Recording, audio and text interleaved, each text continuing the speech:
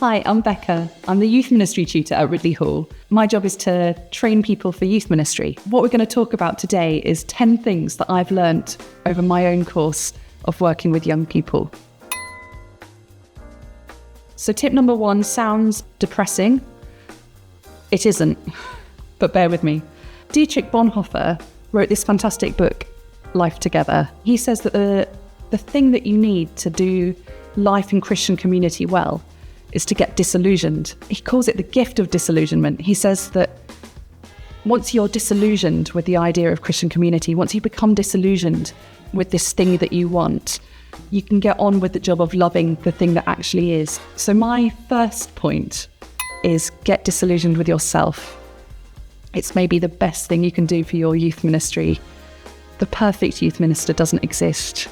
Don't expect it of yourself. Don't expect it of others. Be kind to yourself. Notice the things you're good at. Notice your weaknesses. Get disillusioned and then get on with being the job of the youth minister that you actually are. So my second point is sticking with the gift of disillusionment. Your job is also to get disillusioned with your young people.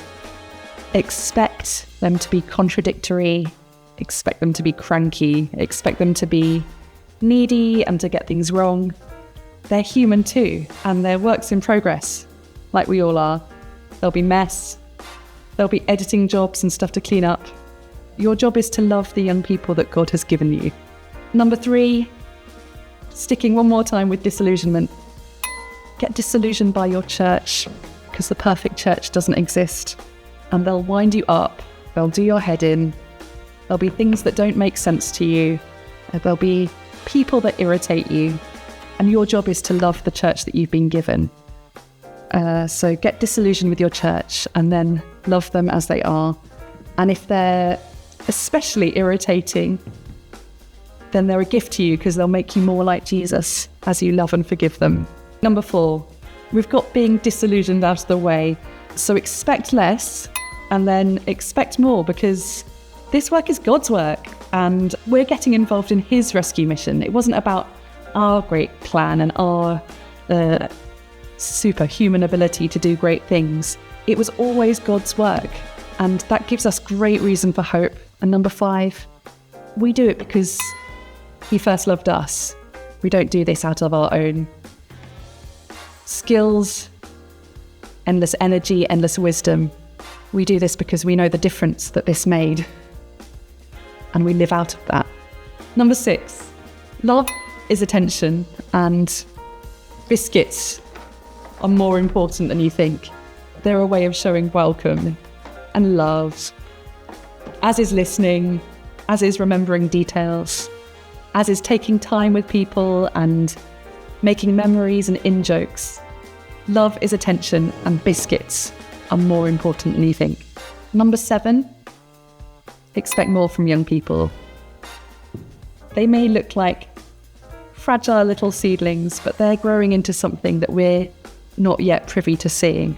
Number 8, continue to expect more from them, because they are taking us somewhere new. If we listen and if we follow them, young people will show us things that we don't yet know about. Number 9, youth ministry is hard work. It needs particular tools, it needs attention, it needs time and energy. It's hard work, but it's good work. And number 10, expect the unexpected, or prepare for weather.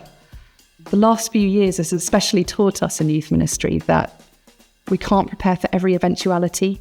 We don't know how every week or day or group is going to go. We can't predict every conversation. We are going somewhere new, and we are all still learning. That's what I always tell our students at Ridley Hall, that they can't leave here being prepared for every eventuality, but they can leave trained and ready to be adaptable and wise and insightful as things come up that they're not expecting to happen. So in short, we're all still learning. I've got 20 years clocked up in youth ministry. I'm hoping that in another 20 years, I might have some more wisdom to share. These are things that I think will help along the way. They're not foolproof. They're not the silver bullet that we all might want for youth ministry. But they're a good a good way to get going.